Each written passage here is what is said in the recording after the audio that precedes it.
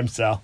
I'm Beth. We are the brewery lovers, here to tell you about a couple of forays into Connecticut. Did a couple trips to Connecticut, and we found some breweries. Imagine that. The first time we went to Connecticut, Bleep had a little problem, a little electrical problem, and Winnebago was no help, as usual. So we discovered a shop outside of New Haven. So we took Bleep up to see Aaron at Rome Rig, just outside of New Haven. Guys were amazing. They were just so amazing. They really knew what they were doing. They were able to fix it under warranty, which was great. Quickly, yeah. And it worked for, a year? Long time. It worked until we went back to Winnebago. Back to Winnebago. Winnebago broke it. Way to go, Winnebago. Now it's broken again. Waiting on Winnebago for another fix. It's been a mess. Anyway, that's another story. That was the original reason we went to Connecticut. Well worth it because these guys were amazing. Aaron and his crew really killed it. Unfortunately, they don't work on Winnebagos anymore. Not worth the trouble. So we hit a bunch of breweries. Little one, Thimble Island. Cute place. Super clean. Cool vibe. Mm-hmm. Branding was good. We love this octopus. Of course, it reminded us home. Felt like home. Yeah, reminded us of Ludlam Island. Beer was okay. We ended up staying there that night, although I don't think it was a harvest. No, I think we just stayed in the parking lot. I think we just squatted in the parking lot. That was the morning that was in an industrial park. It was like, 10 or 12 or however many units. Everybody had a dumpster. All the dumpsters got emptied that night. That happens to us, or has happened to us on many occasions. Yeah, because generally the dumpster truck comes late at night or early in the morning. And they come early in the morning, 4:30, 5 o'clock in the morning. Boom. Boom. And we lay there and laugh. That happened to us earlier this week. Happens all the time. This is an interesting place. Third place by Half Full. Half Full is a brewery in Stamford. And they opened this place. It's really a tap room. They do have a little tiny brewery here. You'll see it. But third place is this concept of your home and your work. And what's the third place? What's the place you want to go and be and hang out? Go voluntarily. And that's what this place is. Yeah, but this was so cool. It was a coffee shop. It was the tap room. But then it was also a workspace. It's a workspace. So like a shared workspace. So it's a place you can hang out with your computer and get work done. Have a coffee or have a beer, whatever works for you. And it's just beautiful. It's in there's so many great old brick buildings in the Northeast, places like Connecticut. Yeah, it used to be factories. Yeah, unfortunately, it used to be factories. Yeah, so they get repurposed, and they just did a beautiful job with this place. Yeah, it was kind of this rainy, maybe Sunday morning, but it was a cozy and nice place to be. Yeah, it was. Unfortunately, we were there too early to have a beer. They don't pour beer until, noon or some crazy bunch of people guideline. In there. We're like, okay. They said, you want coffee? Okay, we'll have coffee. But they let us buy canned little beer, brewery. so we didn't leave empty-handed. I was like, what are these things? And then I recognized them because we've seen these in libraries throughout the country. It's this little quiet booth. So you can have a phone call or a Zoom meeting or whatever, and you're not bothering people around you, and so that's gives you an indication of how the space is set up for work sharing.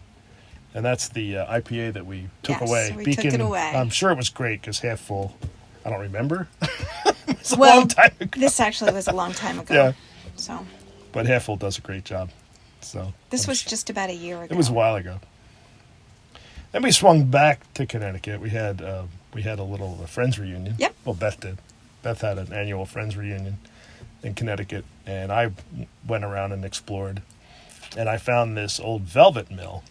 Now, this used to be a factory, but the velvet company is still in business, and the factory's still in the United States. I was happy to learn that. Labor got too expensive in Connecticut, so they ended up moving it south. They're down in Virginia now. But for a while, this was the biggest velvet producer in the country.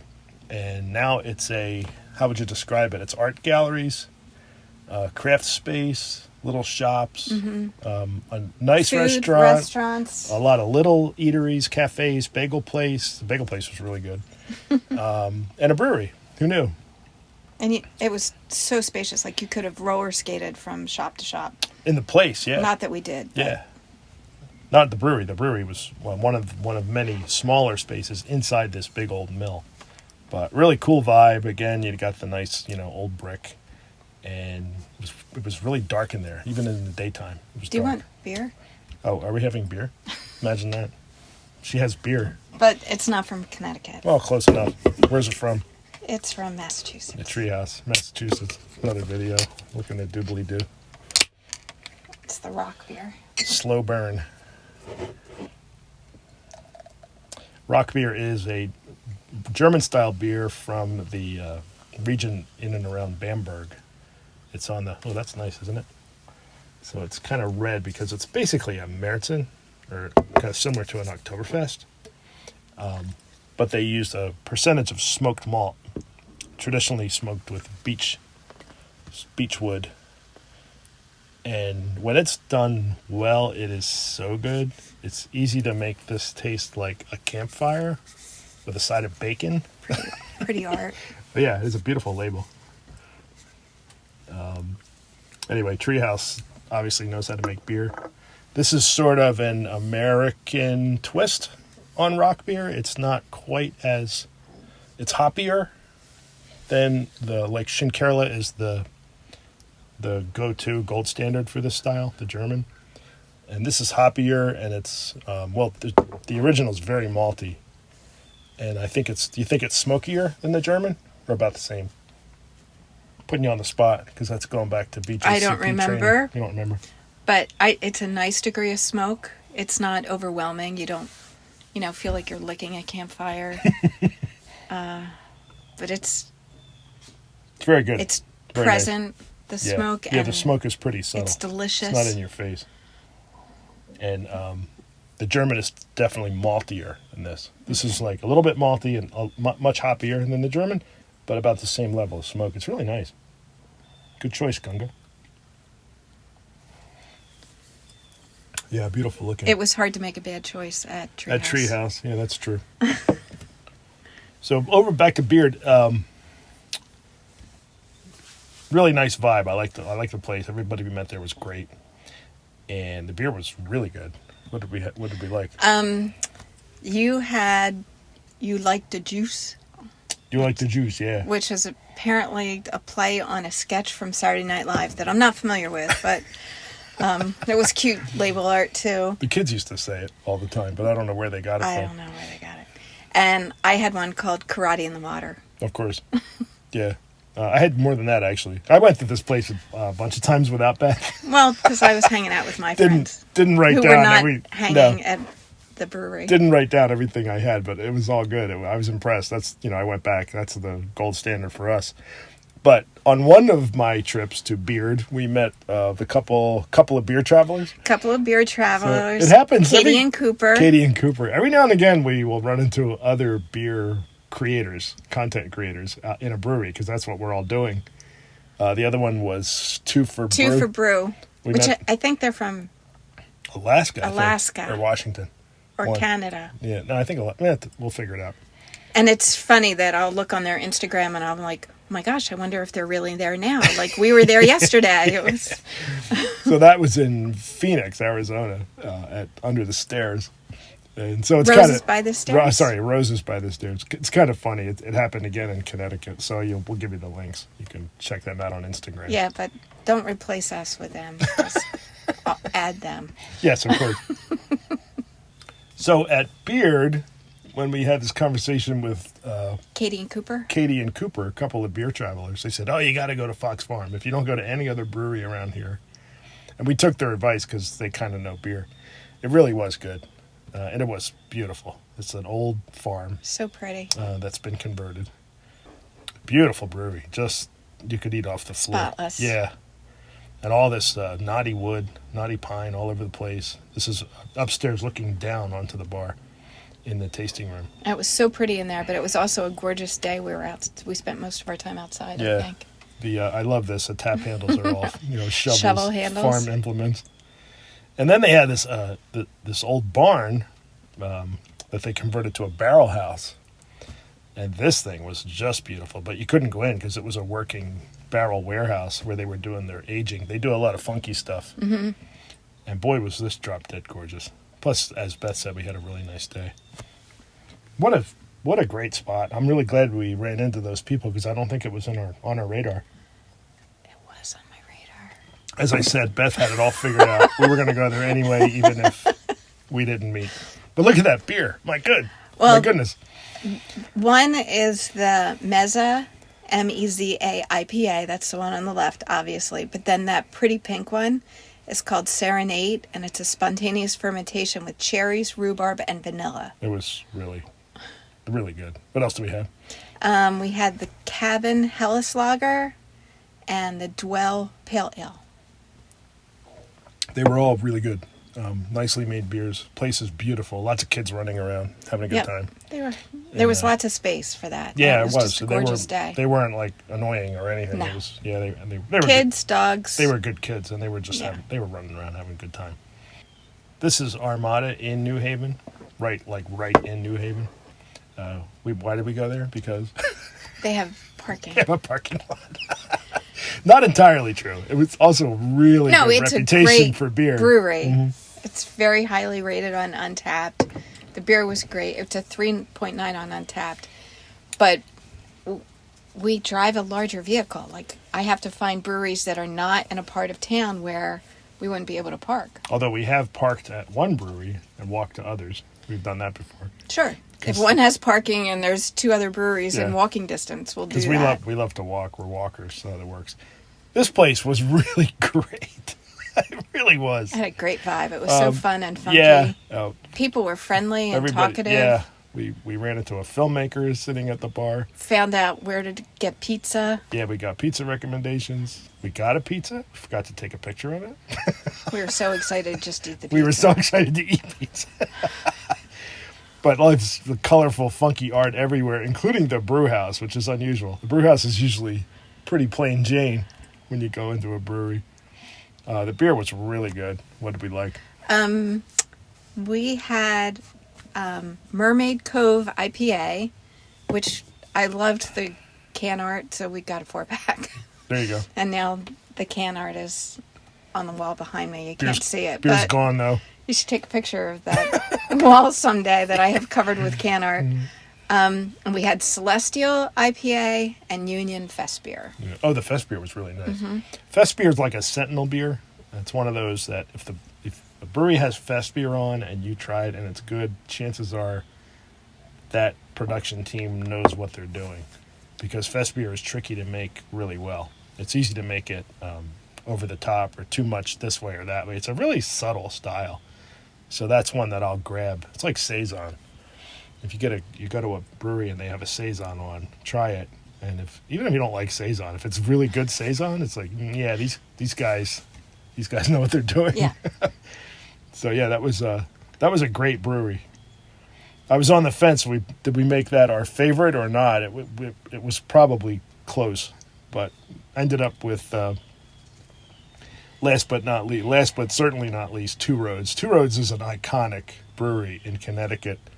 Their beers are absolutely amazing, just right down the middle, and I absolutely love the place. This is the old Bridgeport Mill factory, the Bridgeport Machine Shop, which created the Bridgeport Mill. The Bridgeport Mill is so important to the history of industry in the United States that it's kind of like Kleenex. Okay, people say Kleenex to mean, a facial tissue. People say Bridgeport to mean a milling machine. But this is where that happened. This is where they were built. So I was really stoked to be in this space.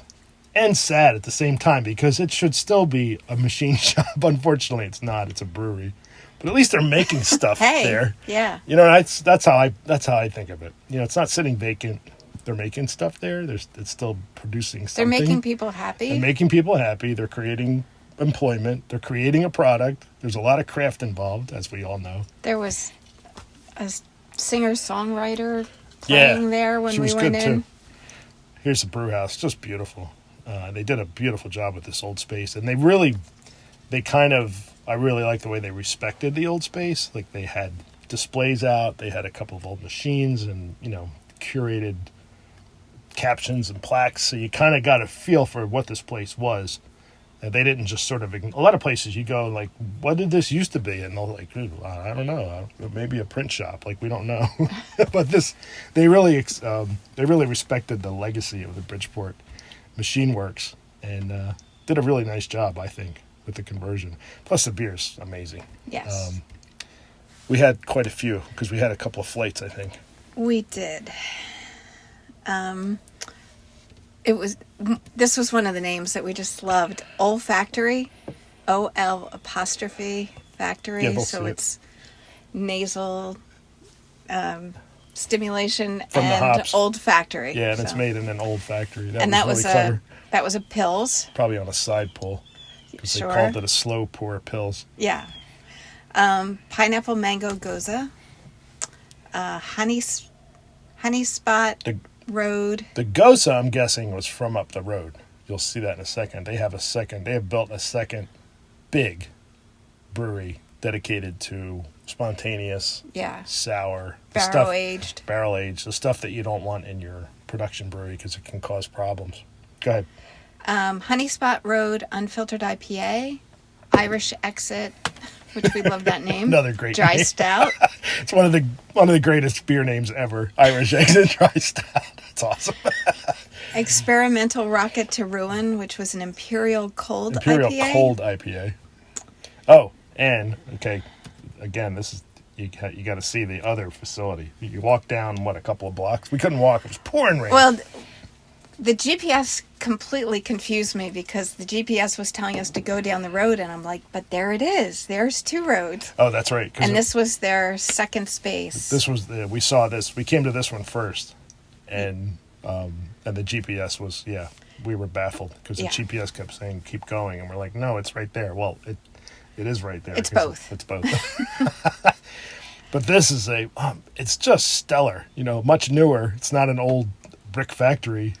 All this glass and metal, and it's just a completely different vibe. And wood. Yeah. There's so many barrels. Piano. There's not a picture of that. I have it. Yeah. Oh, okay. Yeah, you'll see. I've never seen more wooden barrels inside of a brewery. This is like They were stacked like over my head. Yeah, this is like a wide angle shot, and it's just crazy. And those pretty copper fermenters. Yeah, all kinds of neat stuff in there. So it looks like they're doing some distilling because they were way back in the corner. You can see stills. Yeah, little pot stills. But the beers over here, again, two roads, you can't go wrong. But you can see how kind of modern and sleek the tasting room is. Completely different vibe from the old Bridgeport Works. But man, were the beers great. They were just amazing. I'm guessing that Pineapple Mango Goza came from here. Maybe, yeah. But the one we really loved was the Flanders Red. It's called Europa. It's a Flanders Red blended with Modena balsamic vinegar, which when I saw that on the description, I thought, that sounds terrible. But I ordered it anyway. But when you, another video, by the way, we'll put the link in the doobly-doo. But when you think about it, real balsamic vinegar from Modena is kind of sweet. It goes really well on ripe strawberries. You know what I mean? It's like that kind of thing. It's not like salad dressing vinegar, so it really works in Flanders Red, which is a unique style. They call it the red wine of beer because it has a lot of red burgundy wine characteristics. Yeah, it's a deep red brown, and it's got overtones of wine. It's kind fruity. of. It's got that little bit of tartness. It's really delicious. And check out the other video. I think that's it, right? We good? Yep, we're good. All right. Cheers. Cheers. Cheers. Thank you, Connecticut. Thank you, Connecticut. Some great breweries up there. There really are. Check them out.